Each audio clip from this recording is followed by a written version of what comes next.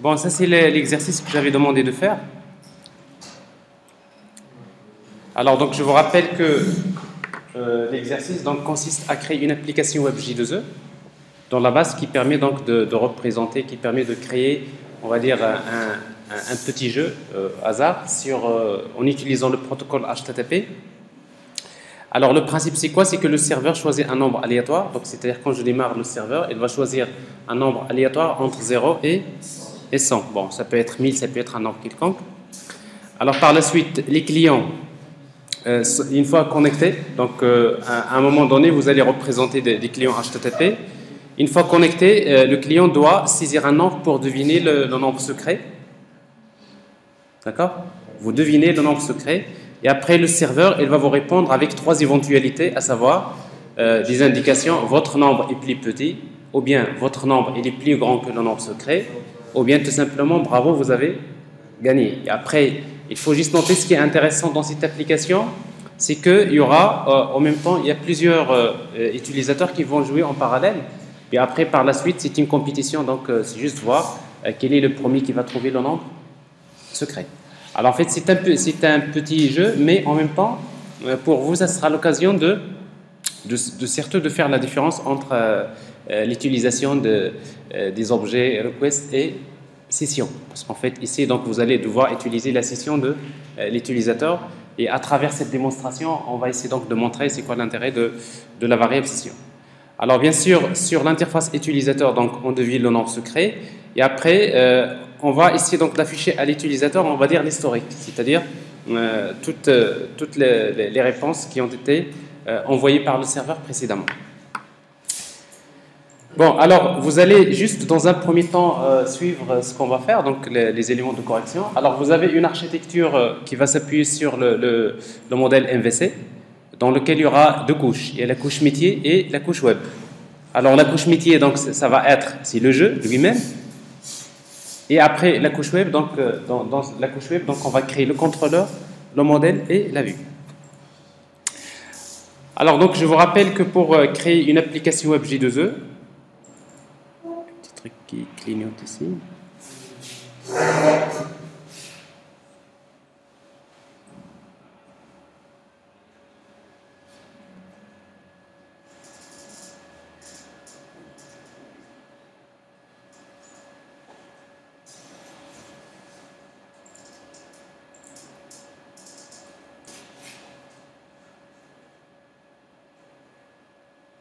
Bien.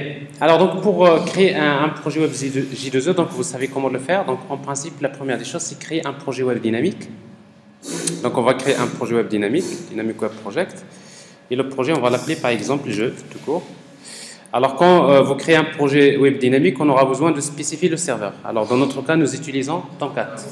Alors je vous rappelle que si Tomcat n'est pas configuré, vous pouvez toujours le faire. Hein, donc c'est-à-dire si vous n'avez pas de serveur qui est sélectionné dans la liste, vous pouvez le faire en cliquant sur le bouton New Runtime. Vous spécifiez le serveur que vous allez utiliser et après surtout vous allez chercher le chemin où se trouve Tomcat. Donc ça c'est ce que vous avez fait dans les TP précédents. Alors on va utiliser donc la version Servlet 3.0. Next. Alors quand vous utilisez donc un module 3.0, donc par défaut, il ne génère pas le fichier web.xml. Donc si vous voulez que, bien sûr, le projet le génère, donc on va le faire. Alors ça c'est le projet web dynamique. Alors dans ce projet-là, comme je disais tout à l'heure, donc il y aura tout d'abord une première partie qui est la couche métier, c'est-à-dire c'est le jeu. Alors on va créer tout d'abord la couche métier qui est le jeu, qui est fourni d'ailleurs en annexe avec l'énoncé. Alors dans notre cas, donc la couche métier représentée par la classe jeu, on va dire jeu implémentation, on va l'appeler métier jeu, dans le package métier. Alors dans notre cas ici, donc il n'y a pas de base de données, mais tout ce que nous avons, c'est que nous avons une classe qui représente un petit jeu. Alors tout ce que je sais, c'est que dans métier jeu, on définit un nombre secret. Alors, on va définir une variable nombre secret.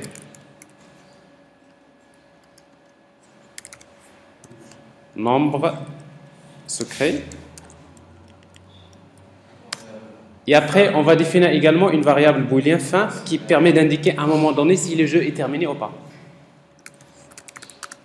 Alors, booléen fin. Le jeu sera toujours par défaut. Le jeu n'en a pas toujours. Oui, par défaut, donc le nombre secret. Alors maintenant, bien sûr, fin, par défaut, c'est false. Mais après, par la suite, c'est-à-dire une fois qu'il y a un joueur qui trouve la solution, on va initialiser fin 1. Après, il y aura le constructeur. Alors en fait, le constructeur, en principe, on va supposer qu'au moment de la création du jeu, on génère le nombre secret.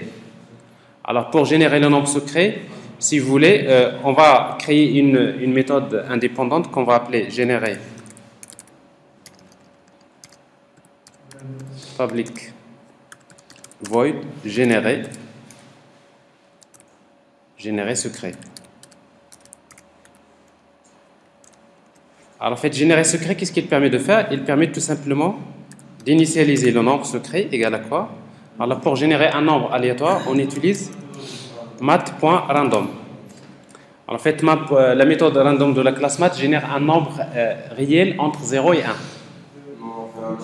Alors maintenant, si vous voulez que ce soit entre 0 et 100, il faut le multiplier. Par exemple, 1000, on va le multiplier par 1000. Alors si vous le multipliez par 1000, ça veut dire que vous avez un nombre entre 0 et 1000.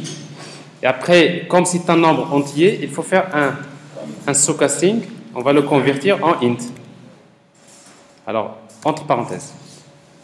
Alors ça permet, quand on appelle la méthode générer secret, qu'est-ce qu'elle fait? Elle permet de générer un nombre secret. Alors si vous voulez que la génération automatique du nombre soit faite au moment de la création du jeu, si vous voulez, vous pouvez directement ici appeler la méthode générer secret. Alors ça veut dire quoi ça? Ça veut dire qu'à chaque fois que vous créez une instance métier jeu, automatiquement elle génère un nombre secret. Alors si vous voulez, cette étape-là n'est pas obligatoire, ne pas la mettre, ça veut dire quoi? Pour nous, quand on veut générer le nombre secret, il faudrait appeler la méthode générer secret. Alors dans ce cas-là, c'est un constructeur par défaut. Vous n'avez pas besoin de le créer. Parce que nous savons très bien dans les classes, c'est que si vous ne créez pas de constructeur, il y a un constructeur par défaut. Et après, il y a la méthode jouer. Alors la méthode jouer, c'est une méthode qui retourne une chaîne de caractères. Alors cette méthode jouer, qu'est-ce qu'on va lui donner? On va lui donner un nombre, NB. Et qu'est-ce qu'il va retourner? Il va retourner une chaîne de caractères qui peut être soit votre nombre est plus petit, ou bien plus grand, ou bien bravo, vous avez gagné. Alors en principe, la méthode jouer, qu'est-ce qu'il fait? La première des choses, il va tout d'abord tester si le jeu est terminé ou non. C'est-à-dire si fin égale à false, else. Alors, si fin égale à false, ça veut dire quoi? Ça veut dire que le jeu n'est pas encore terminé. Alors, dans ce cas-là, si le jeu n'est pas terminé, on va tester si le nombre NP est supérieur au nombre secret. Alors, dans ce cas-là, on va retourner return votre nombre est plus, il est plus grand ou plus petit? Plus grand que le nombre secret. Il est plus grand. Else, if NB est supérieur ou bien inférieur au nombre secret, on va retourner votre nombre est plus petit. Ok? Else. Alors, else, ça veut dire quoi? Ça veut dire égal. Parce qu'il y a trois cas possibles. Alors, s'il est égal, dans ce cas-là, ça veut dire il faut tout d'abord initialiser fin égale à true. Pourquoi? Pour dire que le jeu est terminé. Et en même temps, on va retourner bravo, vous avez gagné. Bravo, vous avez Gagné.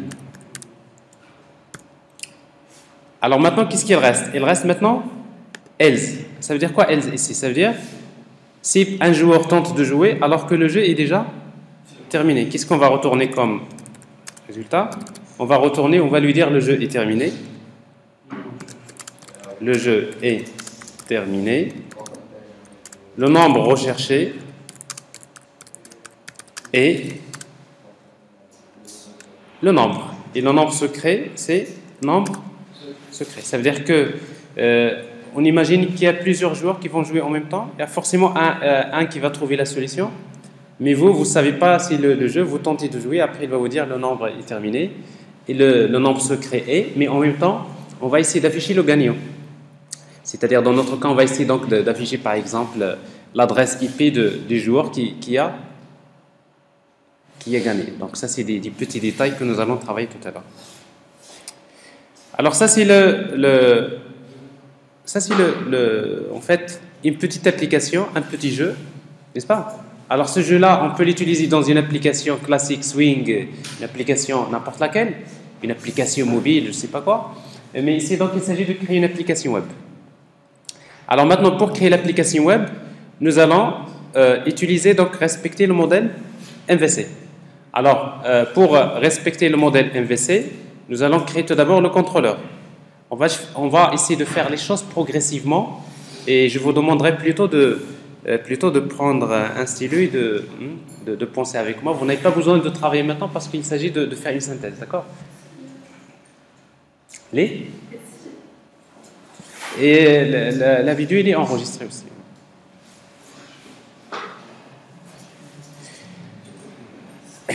Alors, je vous rappelle, pour créer une servlette, il faut créer une classe qu'on va appeler contrôleur servlette. On va la mettre dans un package différent. On va l'appeler le package web, c'est la couche web. Et je vous rappelle qu'une servlette, c'est une classe qui devrait hériter d'une classe qui s'appelle HTTP servlet. Et dans laquelle on va redéfinir les méthodes. Alors, il y a la méthode init. En fait, nous avons dit que la méthode init, c'est une méthode qui permet de faire l'initialisation. Alors, on va voir qu'est-ce qu'on va mettre dans notre cas, qu'est-ce qu'on va mettre dans la méthode init. Il y a la méthode doGet. Alors, c'est la méthode, en principe, qui va être appelée si une requête HTTP de type GET est envoyée. Donc, il faut rappeler que la méthode doGet reçoit deux paramètres. Le premier, il est de type HTTP servlet request. Il représente l'objet request avec lequel on peut lire les données saisies par l'utilisateur. Et le deuxième paramètre, il est de type HTTP servlet response, qui représente l'objet response qui va permettre de fournir la réponse HTTP. Également, nous aurons besoin de la méthode doPost. Alors, on va voir ici qu'on va utiliser les deux. doPost. Alors, la méthode doPost, la même chose, c'est une méthode qui reçoit les deux paramètres request et response. Alors, ici donc la servlette. Alors, dans un premier temps, jusqu'à présent, cette servlette, a priori, il ne fait rien, n'est-ce pas? Parce qu'en fait, il contient des méthodes qui sont vides. Alors maintenant, supposons vous envoyez une requête HTTP avec GET. Vous savez que la première requête que vous envoyez, qu'un client envoie généralement vers le serveur, c'est une requête qui est envoyée avec la méthode GET. Quand vous saisissez l'adresse d'une page, c'est que vous envoyez une requête HTTP avec GET. Alors généralement, si vous envoyez une requête avec GET, vous allez recevoir généralement la vue, une première vue. Alors, dans notre cas, si un client envoie une requête avec GET, on va lui afficher tout simplement une page, une vue, qui va lui permettre de deviner le nombre secret. Alors ici, donc, on va utiliser comment faire un forward pour passer d'une servlette vers une vue, une JSP. Nous avons déjà expliqué qu'il faut utiliser l'objet request.get request dispatcher. On va spécifier la vue. Alors la vue, on va l'appeler vue jeu.getInfo. .jsp. Et après, on appelle la méthode forward qui reçoit les objets request et response. Alors, ici, qu'est-ce qu'on est en train de faire? C'est pour le moment, la servlette, si vous l'appelez, qu'est-ce qu'il va vous donner? Il va vous donner une vue. Alors maintenant, si vous voulez, on va essayer donc de tester ça au fur et à mesure. Donc maintenant que vous êtes connecté au serveur, on va essayer donc de voir chaque étape qu'on fait. On va la tester. Vous allez la tester par vos machines. Mais avant ça, il faut tout d'abord créer la page JSP, n'est-ce pas? Hein? Alors on va créer tout d'abord la page JSP. Alors pour créer la page JSP, je vous rappelle que la page JSP, elle est créée dans le dossier Web Content.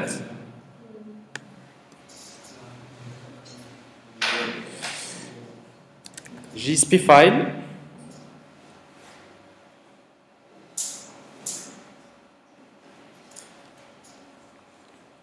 Alors la page JSP, on va l'appeler vue jeu.jsp.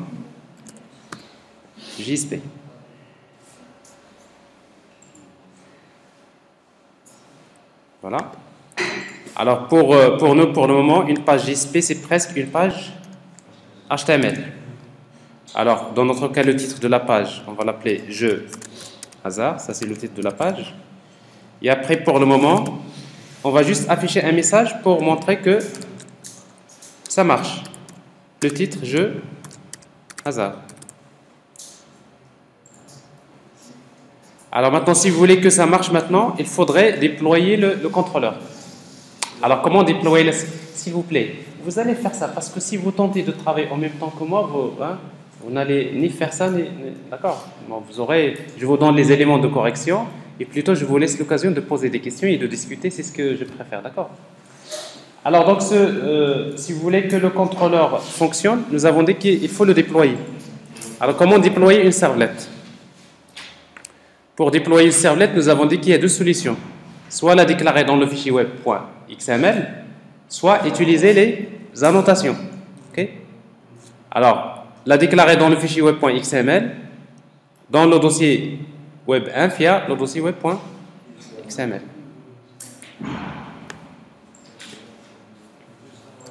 Alors, comment déclarer une servlette? On utilise l'élément servlette. Alors, dans servlette, il y a deux éléments. Servlet name, on va l'appeler par exemple CS, ça veut dire contrôleur servlet. Et servlet class. Alors la classe c'est quoi? La classe s'appelle contrôleur servlet. Il se trouve dans le package web. Et pour faire appel à la servlette, on va spécifier les URL en utilisant servlet mapping. Alors dans servlet mapping, vous avez deux éléments. Servlet name, c'est CS. Et URL pattern, on va spécifier par exemple /controller. Ça veut dire quoi? C'est que pour faire appel à ce contrôleur-là, il faut écrire /controller. Alors, on va démarrer le serveur, on va déployer le projet et on va tester. Alors, j'ai le serveur, donc je vais déployer le projet. Alors, pour déployer le projet, mon projet s'appelle jeu. Et après, je vais démarrer le serveur. Restart parce qu'il est déjà démarré. Alors, en fait, le serveur, en principe, je vous rappelle que quand il démarre, il faut toujours regarder la console. S'il n'y a pas des exceptions, parce que parfois, au niveau déploiement, vous pouvez vous spécifier parfois peut-être le nom d'une classe dans le fichier web.xml qui n'existe pas. Et du coup, donc, parfois, vous allez avoir quelques problèmes au démarrage. Alors, si vous voulez, à partir de votre machine, maintenant, qu'est-ce que vous allez faire pour accéder à cette application? Tout simplement, au lieu de TP, vous mettez l'adresse jeu et vous appelez le contrôleur. Alors, si vous mettez /contrôleur, alors si ça marche bien, vous devrez recevoir un message, ce message-là, c'est-à-dire jeu hasard. Alors, vous le faites en même temps. Alors, si votre machine est connectée.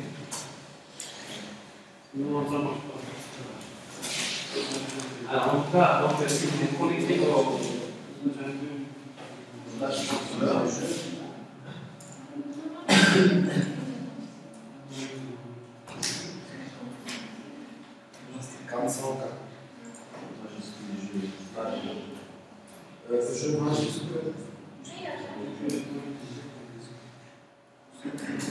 Alors je crains que le point d'accès ne supporte pas beaucoup d'écriture.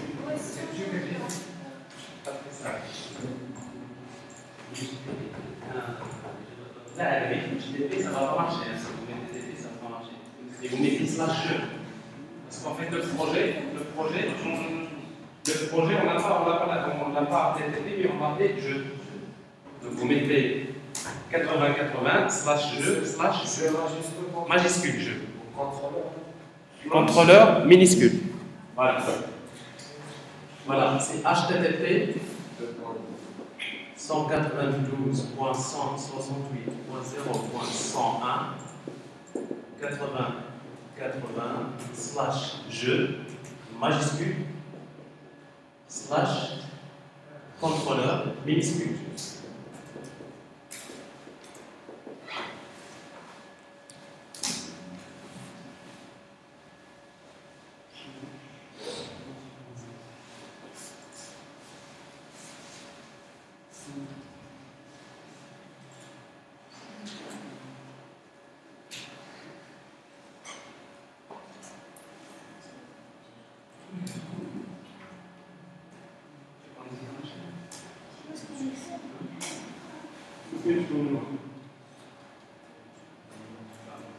La connexion, parce qu'on ne veut pas de connexion internet.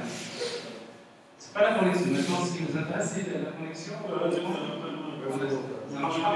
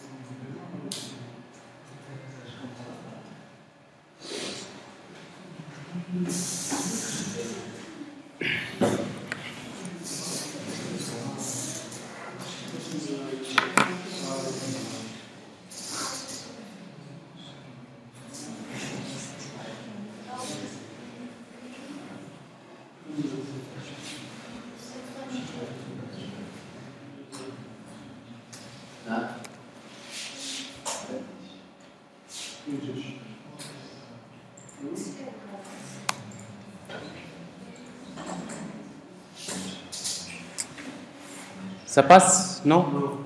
Ça passe? Ça marche? Ça marche? Ça marche? Non? Oui? Alors, vous tentez, donc si ça ne marche pas, ça veut dire que vous avez juste un problème de connexion. Ah, l'URL, regardez ce que vous avez. Contrôleur, regardez si vous avez bien écrit contrôleur. Parce qu'a priori...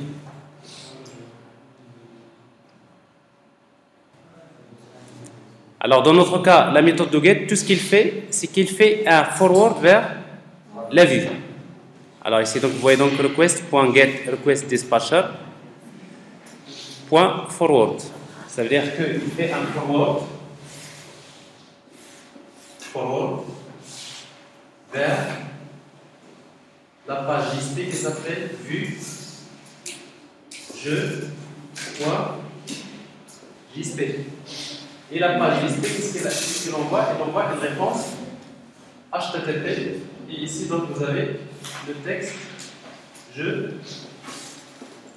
hasard. Alors, ce qui explique pourquoi vous avez ce message-là. Voilà. Alors maintenant, on va jusque-là, donc c'est pas encore, le jeu n'est pas encore créé.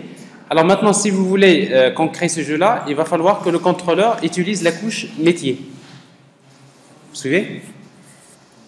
Alors pour nous, la couche métier, c'est quoi? C'est la classe jeu tout court. Alors on va déclarer une variable de type métier jeu. Alors cet attribut, on va l'appeler métier. Alors comme la dernière fois, quel est le moment idéal? À quel moment on va instancier la couche métier? C'est dans la méthode init. Alors dans la méthode init, c'est-à-dire qu'au démarrage de la servlette. Une fois que la servlette est chargée en mémoire, qu'est-ce qu'on va écrire? Métier égale new métier jeu. Alors ça veut dire quoi? Ça veut dire que maintenant, si je redémarre mon serveur, qu'est-ce qui va se passer? Au démarrage, le contrôleur va se rallier à la classe métier jeu. Alors dans la classe métier jeu, mais est-ce que le nombre secret est généré? Pas encore, n'est-ce pas? Alors pour que le nombre secret soit généré, on va appeler métier. Nous avons déjà créé une méthode qui s'appelle générer secret. C'est-à-dire qu'au démarrage, je vais instancier la couche métier, mais en même temps, j'appelle la méthode générer secret. Alors, a priori, maintenant, il y a un nombre secret qui est généré. Maintenant, une fois qu'il est généré, alors maintenant, on va demander à l'utilisateur de deviner, n'est-ce pas? Alors, c'est exactement ce qu'on va faire maintenant au niveau de la page jeu hasard. On va créer un formulaire. Alors, créer un formulaire, donc en HTML, c'est form. Alors, l'action, c'est toujours le contrôleur. La méthode, on va utiliser la méthode post. Alors, dans ce formulaire, on va demander à l'utilisateur de deviner. Alors, pour saisir le nombre, on va utiliser le champ input, type égale texte, name égale nombre. Et après, il nous faut un bouton input type submit value jouer. C'est le bouton. N'est-ce pas? Alors, qu'est-ce qui se passe si je redémarre mon serveur, je fais un restart. Alors, vous testez maintenant avec votre navigateur, vous actualisez, qu'est-ce que vous allez avoir? Ben, vous allez avoir ça. Hein, dans votre machine, en principe, vous allez avoir deviner, n'est-ce pas? Ça veut dire que maintenant, en principe, l'utilisateur va deviner le nombre secret. Alors, vous allez taper n'importe quelle valeur. Mais sauf que quand vous cliquez sur jouer, vous allez voir, il y a une page qui est vide. Ce qui est normal. Alors, pourquoi la page elle est vide? Parce que maintenant, quand vous cliquez sur le bouton jouer, vous envoyez une requête HTTP. Avec quelle méthode? Regardez. Le formulaire, il utilise quelle méthode? C'est la méthode post. Donc, vous venez d'envoyer à nouveau une requête avec la méthode post. Ce qui fait au niveau du contrôleur, quelle est la méthode qui va s'exécuter? C'est la méthode de post. Alors maintenant, la méthode de post, elle est vide. Il ne retourne rien. Donc, ce qui explique pourquoi vous avez une page vide. Alors maintenant, au niveau de la méthode de post, qu'est-ce qu'on va faire? Moi, en tant que contrôleur, je dois lire la valeur saisie par l'utilisateur. Alors, c'est ce qu'on va faire. Alors, je vais lire. Alors, pour lire le nombre, je vais utiliser int nb égale request.get paramètre. Get paramètre. Alors, le paramètre, comment il s'appelle? Dans la vue, le paramètre s'appelle nombre. C'est-à-dire, je vais lire la valeur qui a été saisie dans la zone de texte. Alors, nombre. Mais vous savez que la méthode getParameter, il retourne un objet de type string. Donc, ici, c'est un entier. Donc, il faut le convertir. Alors, comment convertir un string vers un int? Alors, dans Java, on utilise la classe integer. Il y a une méthode qui s'appelle parseInt. Alors, quand on écrit integer.parseInt, ça veut dire que je suis en train de convertir la valeur qui est de type string vers un int. Alors maintenant, qu'est-ce que je connais? Je connais maintenant le nombre qui a été saisi par l'utilisateur. Maintenant, qu'est-ce que je dois envoyer à l'utilisateur? Je dois lui envoyer la réponse. Mais où est-ce que je vais retrouver la réponse? Maintenant, on va faire appel à la couche métier. Alors, la couche métier, qu'est-ce qu'il fait? Il y a la méthode jouer. Donc, string réponse. La réponse, à quoi est égale? C'est la couche métier, c'est l'objet métier. J'appelle la méthode jouer. Alors, la méthode jouer, qu'est-ce que je lui donne? Je lui donne le nombre et qu'est-ce qu'il va retourner? Il va retourner une réponse, une chaîne de caractères. La méthode jouer, qu'est-ce qu'il retourne? Un string. Et ce string-là, ça peut être soit votre nombre est plus petit, ou bien votre nombre est plus grand, ou bien bravo, vous avez. Alors maintenant, ça veut dire que le contrôleur, qu'est-ce qu'il fait? Il va lire les données saisies par l'utilisateur. Il fait appel à la couche métier, parce que pour moi, la couche métier, c'est le jeu. Il récupère le résultat. Alors maintenant, nous avons dit que quand on va respecter le modèle MVC, on aura besoin de créer le modèle. Alors maintenant, qu'est-ce qui nous manque pour que ça marche? Nous avons le contrôleur, nous avons la vue, mais il nous faut le modèle. En fait, le modèle, c'est quoi son rôle? Il permet de stocker, il permet de stocker les données qu'on va saisir et les résultats qui vont être affichés. Alors justement, dans notre cas, qu'est-ce qu'on va saisir et qu'est-ce qu'on va afficher?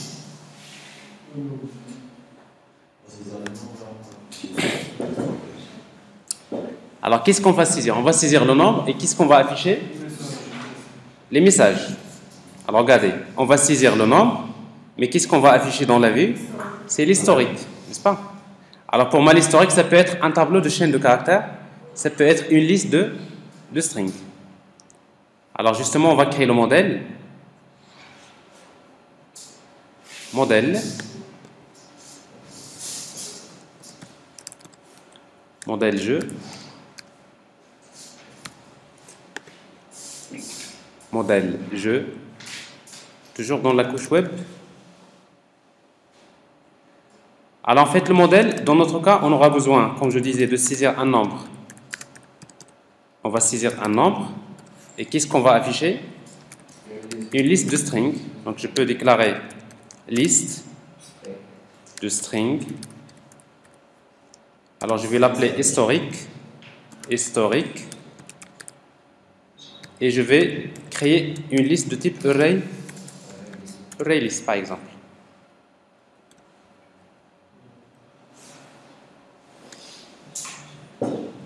Array list.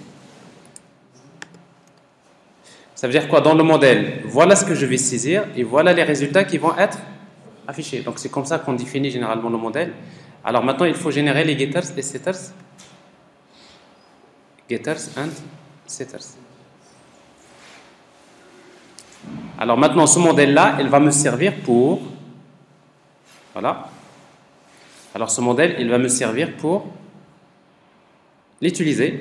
Alors maintenant, je reviens vers le contrôleur. Alors maintenant, je viens de connaître le nombre.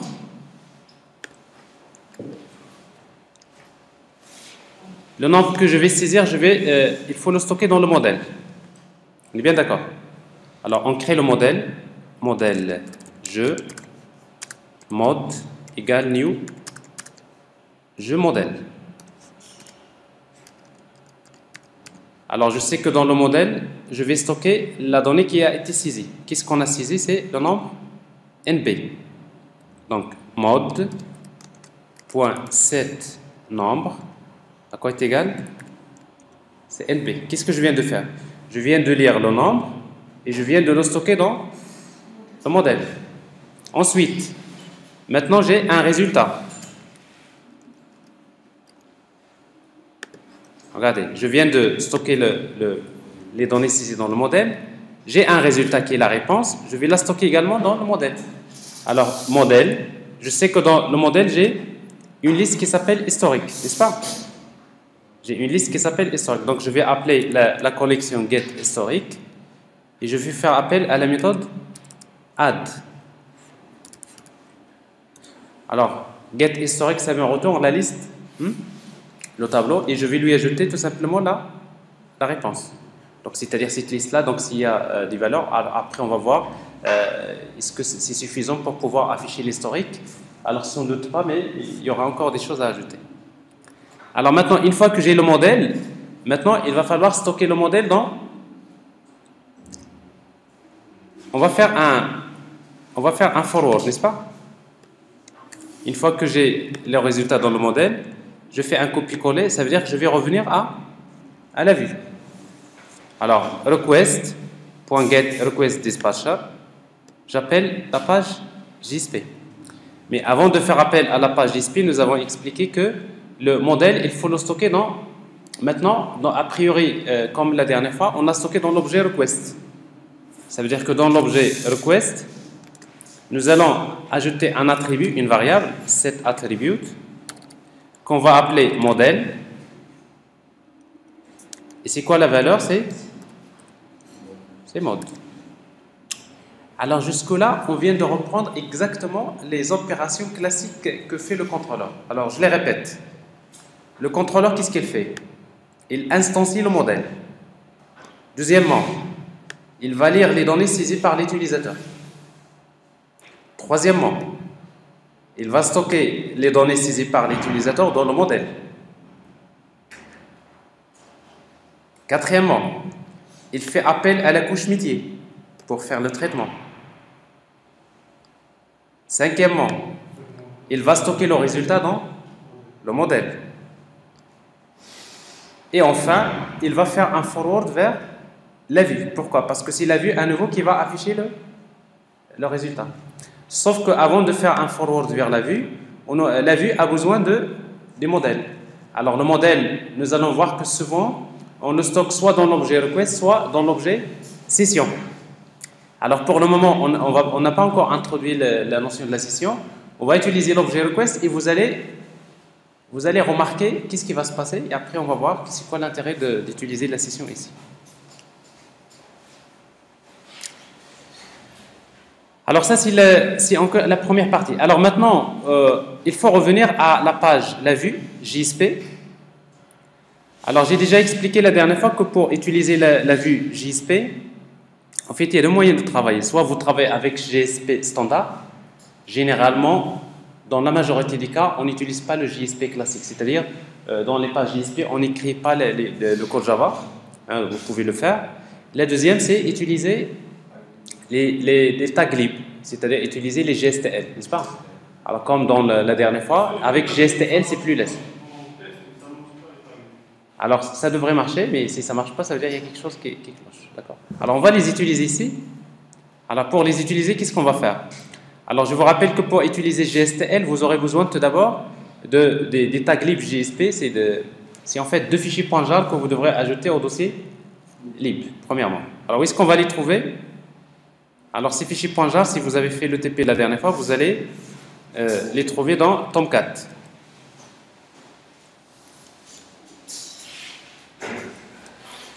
Alors Tomcat, par exemple, ici dans Web App, les exemples, lib.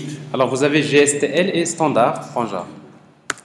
Alors GSTL.jar, standard.jar, si vous voulez, c'est des bibliothèques de tags JSP. Alors, ces fichiers-là, on va les copier dans le dossier lib. Alors maintenant, si j'ai ces bibliothèques GSTL, je vais les utiliser. Alors pour les utiliser, qu'est-ce qu'on va faire? Il faut déclarer les tags lib. Alors comment déclarer un tag lib? On utilise la déclaration suivante, tag lib. IURI. Alors, IURI, on spécifie donc l'identificateur de la ressource qui représente le tag lib. Alors, ici, donc, on va utiliser HTTP, et après, vous allez trouver ici GSTL Core. Donc, c'est là, troisième, voilà. JSP GSTL Core. Et après, on va donner un préfixe. Alors, c'est quoi le préfixe? Par exemple, on va l'appeler C. Core. Donc, c'est juste le préfixe. Alors, maintenant, si nous avons ça, maintenant, qu'est-ce qu'on va afficher? ici. Alors ici, donc, nous allons afficher la liste des résultats.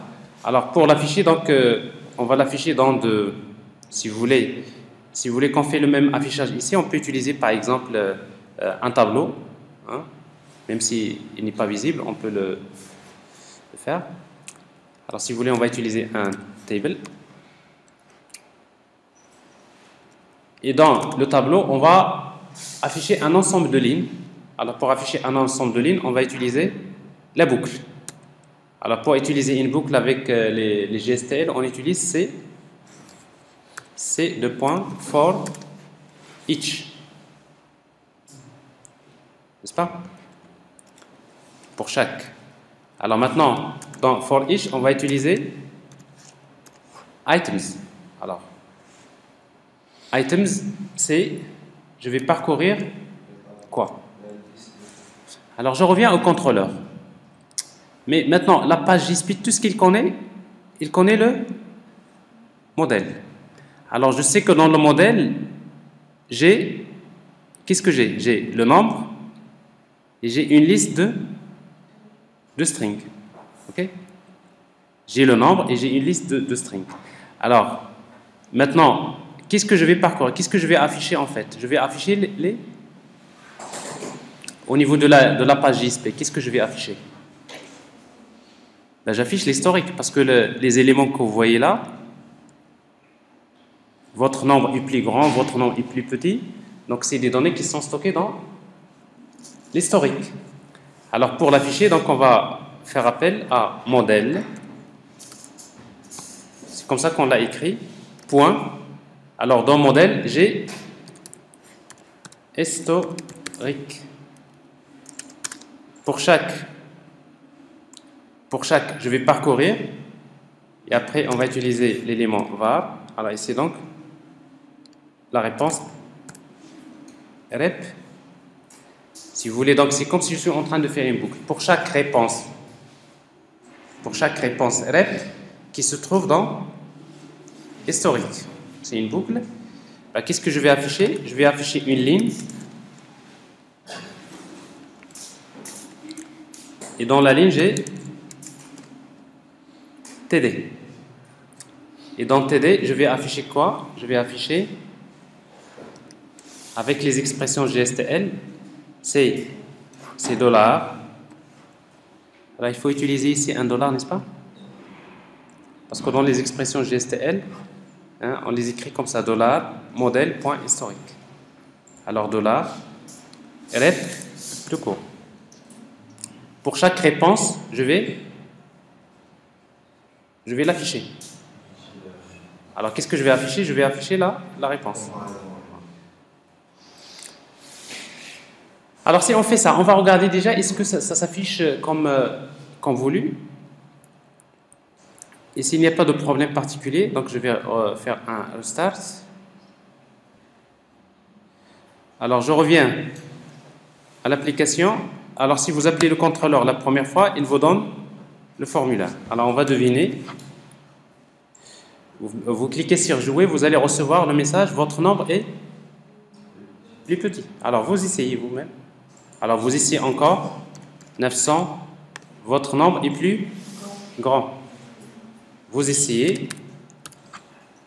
Bah, vous savez que maintenant, si vous voulez chercher, le nombre secret, alors vous utilisez la dichotomie, c'est-à-dire au départ, votre nombre est plus petit, vous mettez par exemple 800. Après, vous avez votre nombre. Voilà. Alors maintenant, il y a quelqu'un qui a déjà trouvé la solution, n'est-ce pas? Hein? Mais moi, qu'est-ce que j'ai reçu? Le jeu est terminé, le nombre recherché est 620. Donc ça prouve que le jeu, déjà, ça tourne, n'est-ce pas? Alors, sauf que vous allez faire une remarque. Alors, vous allez faire une remarque. La première remarque que vous allez faire, c'est quoi?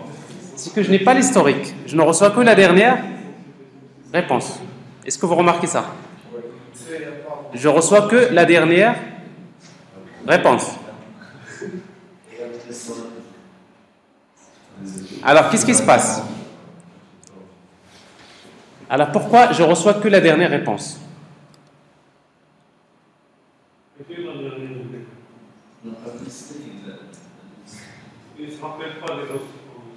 Alors c'est tout à fait normal. Pourquoi? Regardez bien. Regardez, à chaque fois que je clique sur le bouton, j'appelle la méthode de poste. Et quand j'appelle la méthode de poste, regardez, je crée un objet du modèle. Je crée à chaque fois le modèle. Et si je crée le modèle, ça veut dire quoi? Je crée un nouveau objet. Donc ça veut dire que j'oublie l'historique. Normalement, ce modèle, on ne va pas le créer à chaque fois qu'on clique sur le bouton. Quand est-ce qu'on va le créer? Alors si vous le créez au début, ça veut dire que tous les utilisateurs vont avoir le même modèle. Là, il y a un problème.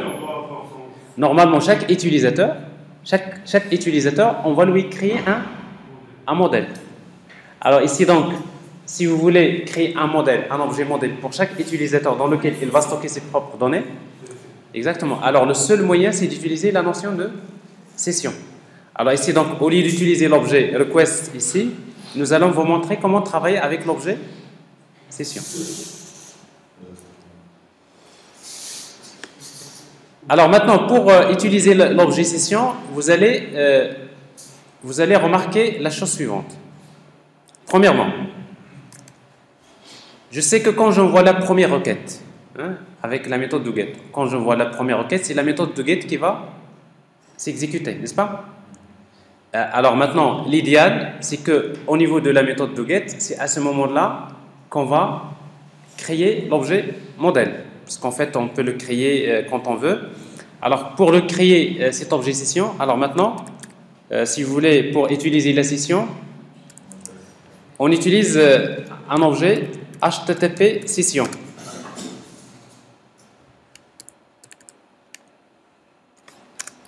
Session. Alors, en fait, l'objet session, on le récupère généralement à partir de l'objet request. Il y a une méthode qui s'appelle getSession. Premièrement, ça c'est la première des choses. Si vous voulez utiliser la session de l'utilisateur, il faudrait faire appel à la méthode getSession.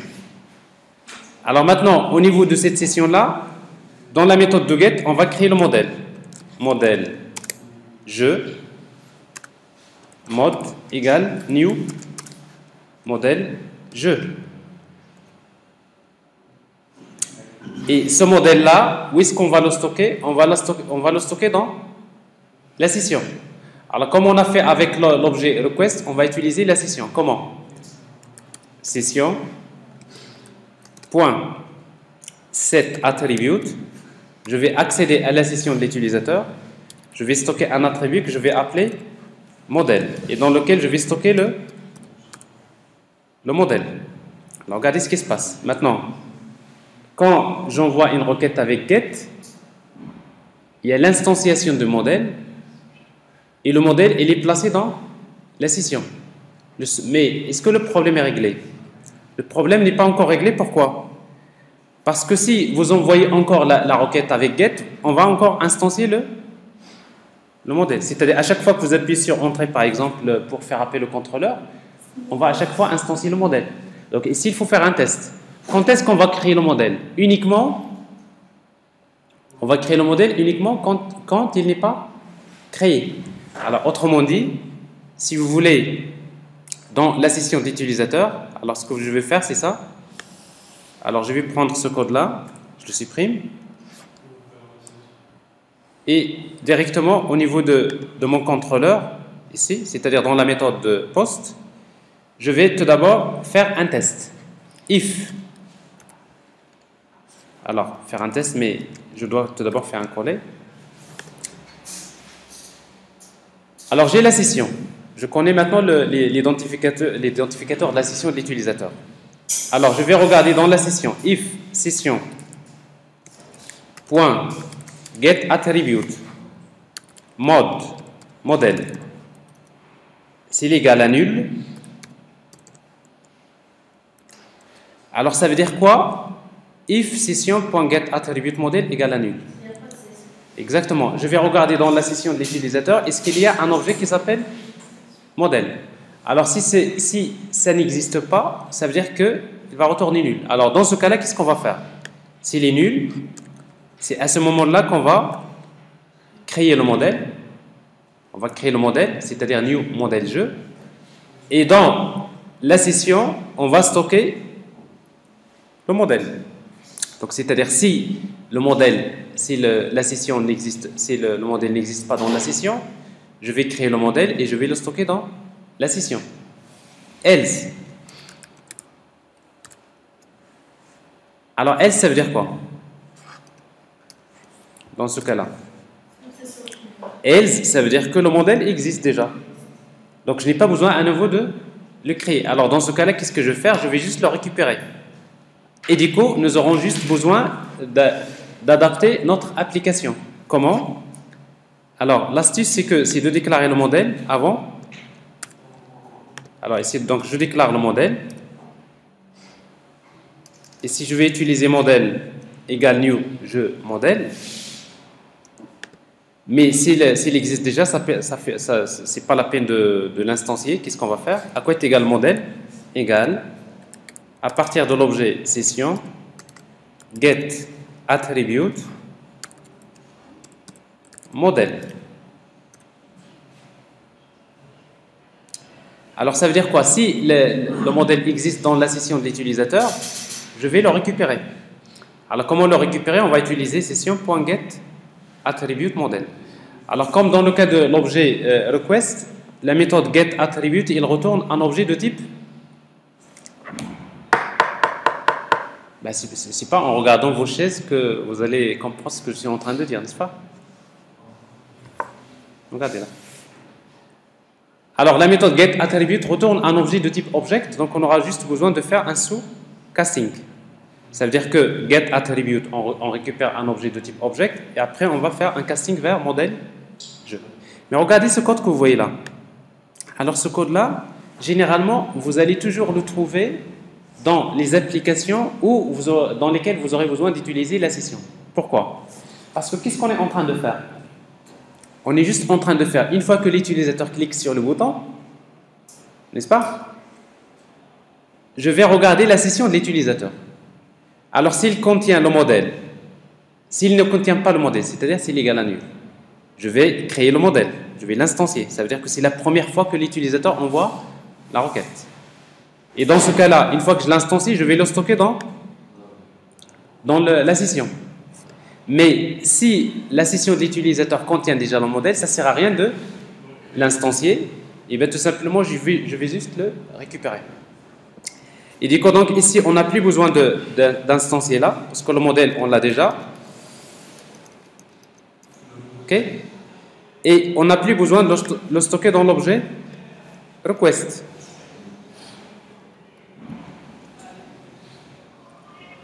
Alors, on voit bien que ici, nous avons le modèle, il est dans la session.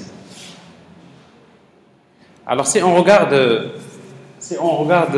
les résultats affichés, on va redémarrer. Restart.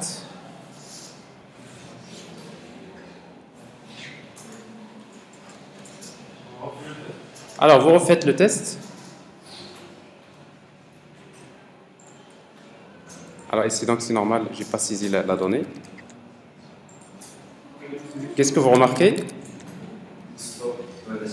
Alors maintenant, vous allez avoir les résultats, mais vous allez avoir l'historique. Votre nombre est plus petit, votre nombre est plus grand, et après, ainsi de suite, et après, on y va jusqu'à ce qu'on trouve la solution. Et les plus petits, donc ça veut dire qu'il faut donner un nombre plus grand, 500. Et les plus grandes, donc ça veut dire ça devrait être par exemple 400. Et les plus grandes, donc vous mettez 300. Et encore plus grand, vous mettez 100. Plus petit, ça veut dire 150. Et 1000. Oui. Votre nombre est plus petit, donc 180. Et les plus petits, donc 190. Voilà. Le jeu est terminé. Il y a quelqu'un qui l'a déjà trouvé, n'est-ce pas? Qui l'a trouvé, voilà. Donc pour lui, donc le jeu. Alors le jeu est terminé. Donc ça veut dire que même si vous jouez maintenant, vous allez toujours recevoir le jeu terminé. N'est-ce pas? Alors maintenant, il y a des choses à régler, des petits paramétrages maintenant. Regardez là. Alors dans les petits paramétrages, c'est tout d'abord, ça serait bien qu'à chaque fois que la zone de texte s'affiche, il affiche la valeur qui a été saisie, n'est-ce pas? La deuxième des choses, au niveau de l'historique, on aurait bien aimé voir également le nombre, n'est-ce pas? Votre nombre tel est plus petit. Alors, regardez l'historique. Alors, à quel niveau on va faire les modifications? Alors, au niveau de la couche métier, ici, on va faire mieux. Au lieu de dire votre nombre est plus petit, on va afficher votre nombre, voilà, plus NB, plus et plus petit. Ça veut dire que je retourne votre nombre, le nombre lui-même, et plus petit, plus grand, bien plus petit. On va faire la même chose ici. Votre nombre NB est plus petit. Ça, c'est la première des choses. Alors ici, donc, je suis en train de changer, de faire un petit ajustement dans la couche métier. Les? Oui. En fait, les plus, c'est juste la concaténation. Ça veut dire que je retourne votre nombre. Ensuite, je vais afficher le nombre. Et ensuite, je vais ajouter les plus grands. Donc, c'est de la concaténation. Et le deuxième, c'est que la zone de texte, ici, vous avez input type égale submit, name égale nombre. On va mettre value, la valeur, c'est-à-dire la valeur qui va s'afficher. Alors, dans value, qu'est-ce qu'on va mettre? On va mettre dollar, modèle, point, nombre. Parce que je sais que dans le modèle, j'ai également le nombre qui a été saisi. On va retester. C'est la pause? Alors, on va tester, après on arrête. Ouais. Alors, contrôleur. Alors, si vous appelez contrôleur la première fois, vous allez avoir ça. 700. Votre nombre 700 est plus grand. 400 est plus grand. 200 et les plus petits, donc ça veut dire c'est 250. Et les plus grands, donc 240, 230, 235, 234. Alors là, il faut 230, 33. 31 aussi. Voilà. Le jeu est terminé, donc il y a quelqu'un qui était promis. Alors, une autre chose maintenant, si, une dernière, parce qu'en fait, après, on va le faire après la pause. Une fois que le jeu est terminé, est-ce qu'on peut rejouer? Alors, ici, donc, le seul moyen qui va permettre de rejouer à nouveau, c'est de redémarrer le serveur, ce qui n'est pas bien. Parce que ici, donc, la méthode générer secret, il est appelé à quel moment? Alors, après la pause, on va voir comment ajouter un bouton qui permet de rejouer. Et rejouer, en fait, une fois qu'on relance le jeu, donc, ça permet donc de relancer les éléments. C'est normal, ça c'est qu'on est dans les applications web, c'est que quand vous actualisez, il repose toujours le même nombre. Ouais. Il est toujours reposté. C'est tout à fait normal parce que après, donc, si vous voulez éliminer ça, donc ça c'est. Mais ça, c'est tout à fait. Parce que quand vous actualisez, il envoie toujours la dernière requête qu'il a fait. Donc ça, c'est quelque chose qui fait partie des navigateurs. Donc ça n'a rien à voir avec l'application. Alors on va faire une pause. Donc pour afficher l'adresse IP de la machine qui a du joueur qui a gagné, au niveau de servlet, on va juste faire, en quelque sorte, on va ajouter une variable string qu'on va appeler gagnant. Le gagnant. Si on prend le même élément, vous pouvez laisser à travers l'adresse IP. Si? Non, mais le nom, vous pouvez faire, mais en tout cas, déjà, bon, récupérer l'adresse IP, c'est déjà une bonne solution. Alors, gagnant. Alors maintenant, ici, quand est-ce qu'on va enregistrer le gagnant? Alors, vous savez que vous avez string la réponse. Alors, si la réponse retournée rep égale point equals, parce que c'est une chaîne de caractères. Alors, normalement, quand est-ce que on considère que c'est gagné? Quand la réponse, c'est quoi? C'est bravo. Alors, vous pouvez prendre toute cette chaîne-là, ou tout simplement vous dites si la réponse contient le mot bravo, par exemple. N'est-ce pas? Alors, si vous voulez tester sur ça, vous pouvez utiliser, avec les chaînes de caractères, vous utilisez index of, le texte bravo, c'est un bravo B majuscule, bravo, c'est les supérieurs à 0. Supérieur égal à 0.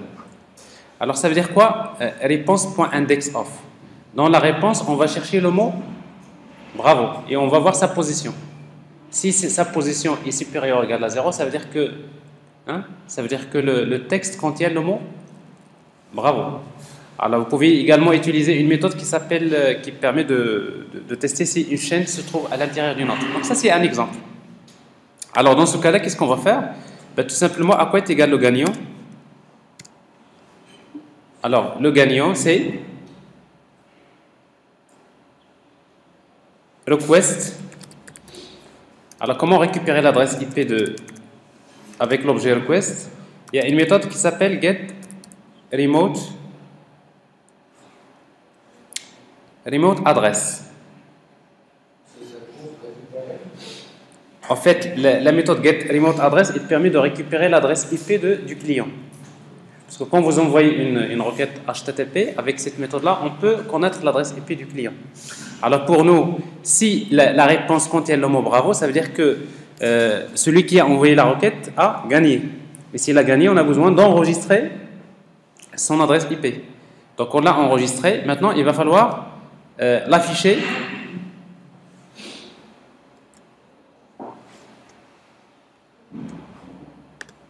Le gagnant est, mais en même temps, on va juste ajouter à la réponse. En fait, la réponse qu'on a récupérée pour nous, c'est quoi? La réponse, c'est bravo, vous avez gagné. Alors, en fait, c'est bravo, vous avez gagné. Voilà, c'est ça. Alors, maintenant, si l'utilisateur, c'est ce cas-là qui nous intéresse. C'est-à-dire si le jeu est terminé. Jeu terminé. Par exemple, le jeu terminé. Alors ça, c'est juste des solutions.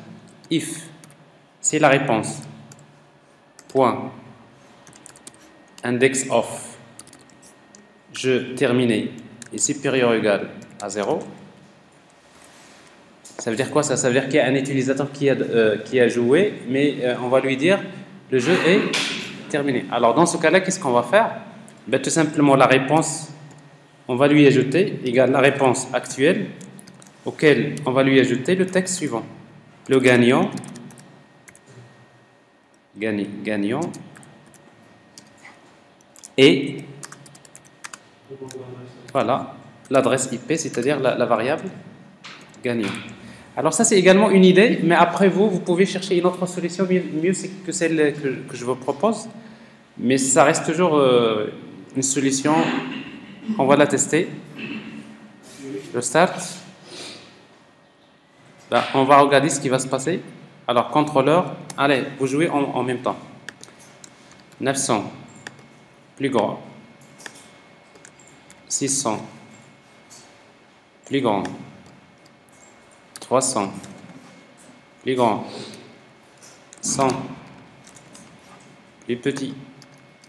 200, plus petit. 250, plus petit, 280, plus petit, plus grand, 270. Ah, bon, le jeu, voilà. Il y a quelqu'un qui vient de gagner. A priori, donc vous ne me laissez pas gagner mon tour. Le jeu est terminé. Regardez, le nombre recherché est. Regardez, le gagnant est. Alors, qu'est-ce que je vois là? Ben, je vois l'adresse IP de celui qui a gagné. Alors, ça, c'est intéressant parce que c'est des petits changements, mais avec ça, vous récupérez ces informations. D'accord? Et enfin, donc la dernière étape qui vous reste, donc rejouer. Alors, je ne vais pas vous la montrer, donc je vous laisserai vous-même la programmer. Il faut savoir comment rejouer. Alors, l'idée de base, c'est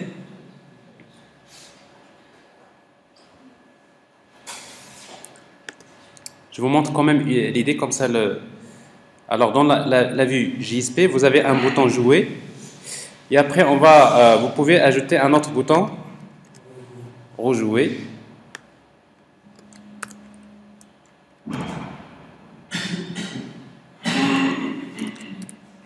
Relancer le jeu. Alors, relancer. Alors maintenant, vous avez un formulaire avec deux boutons. Alors après, à un moment donné, vous aurez besoin de savoir sur quel bouton nous avons cliqué. Alors, il dit que donc, vous aurez besoin, le input type submit, vous allez lui donner un nom. Alors par exemple, le nom, on va l'appeler action, c'est-à-dire le nom d'action. Regarde action. Alors ça veut dire quoi? Ça veut dire le bouton s'appelle action. Quand je clique sur ce bouton, à quoi est égale la valeur? C'est jouer. Et si je clique sur ce bouton-là, la valeur c'est relancer. Ben, il dit que donc, au niveau de la servlette, vous aurez besoin de tester le cas de rejouer. Alors, if request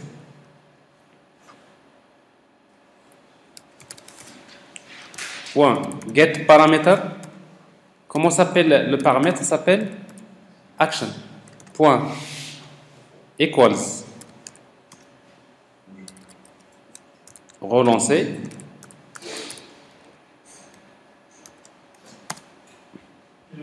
alors il y a quelque chose qui cloche, request.equals. Voilà. Alors ça veut dire quoi? If request.getParameter action.equals relancer. Ça veut dire que j'ai cliqué sur le bouton relancer. Else. Alors si je fais else, ça veut dire j'ai cliqué sur quel bouton? À l'autre bouton. Alors ça veut dire que le reste, je le mets sur else.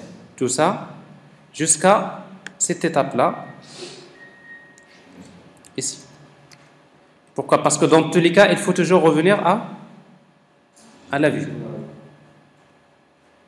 Alors, par exemple, si c'est relancé, qu'est-ce qu'il faut faire? Il faut tout simplement relancer le jeu. Ça veut dire quoi, relancer le jeu? Métier, point, j'appelle générer secret. Alors, quand vous dites métier, point, générer secret, ça veut dire quoi?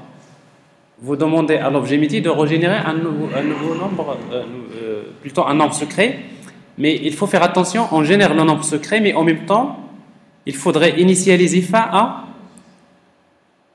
à false. Pourquoi? Parce que si vous la laissez à true, ça ne marchera jamais. Et donc, pour réinitialiser fin à false, vous avez ici une variable qui est privée. Il faut créer le set, n'est-ce pas? On va générer le setter, si vous voulez. Get et set, fin. Alors, set fin. Je reviens ici. Et métier, point set fin. On va mettre false. Alors, si vous faites ça, donc en principe, on rejoue. Mais, il y a une autre chose qui reste, c'est que la session d'utilisateur, dans la session de l'utilisateur, il fallait détruire, c'est-à-dire l'historique. Il faut réinitialiser l'historique, n'est-ce pas? Alors en fait, réinitialiser l'historique, alors je vous propose que ce test-là, CTRL X, qu'il soit fait après avoir, si vous voulez, tester sur la session. Alors comme ça, ça va vous permettre plutôt de... ici d'accéder. Par exemple, si c'est le cas, directement vous accédez à la session. Alors la session, vous mettez modèle. En fait, le modèle, on l'a déjà récupéré. Modèle.set historique. Et l'historique, on va mettre new array list. Ben, c'est juste une initialisation. Ça veut dire qu'on suppose que le. Alors, pourquoi j'ai ça? Not applicable list object. Alors ici. Alors qu'est-ce que j'ai dans le modèle? J'ai set historique, liste de string. Donc ici on va mettre liste string. Ça veut dire quoi? Une fois que je clique sur le bouton relancer, je vais générer un nombre secret. Je vais supposer que la fin c'est false et je vais supposer que l'historique du modèle est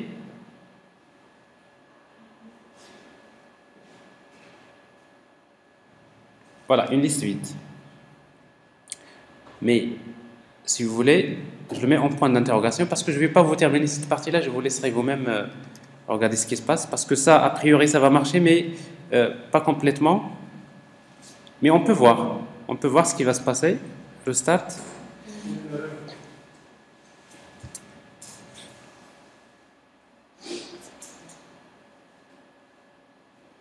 Alors, contrôleur. Alors, on va essayer donc de jouer. Plus petit, 900 plus grand. Bravo, vous avez gagné. Alors, par une fois, donc, deuxième essai, hein, par hasard. Alors, bravo, vous avez gagné. Normalement, si on essaie de rejouer, le jeu est terminé. Mais si je fais relancer, regardez ce qui se passe. Relancer, à nouveau, les utilisateurs peuvent jouer. Mais il y a un problème qui n'est pas réglé. Qu'est-ce qui n'est pas réglé? C'est que à n'importe quel moment donné, l'utilisateur peut cliquer sur rejouer. Quand il clique sur rejouer, donc il va. Donc ça ne va pas marcher, n'est-ce pas? Donc normalement, rejouer, on ne va rejouer que si le jeu est déjà terminé. Donc, mais ça, je vous laisse faire ces opérations. D'accord? Alors ça, c'est un très bon exemple d'application. Pourquoi? Cet exemple-là, il vous montre déjà comment créer un projet web dynamique, comment créer la couche métier et la couche web. Dans la couche web, il y a le modèle MVC. Et même dans la couche web, comment utiliser les sessions. Parce que c'est donc l'utilisation des sessions, elle est fondamentale. Alors, donc, il y a des choses qui restent à faire. Donc, forcément, l'application n'est pas encore parfaite. Mais vous avez les éléments de correction les plus importants. Vous allez vous baser sur ça pour corriger, pour compléter votre application. Des questions ?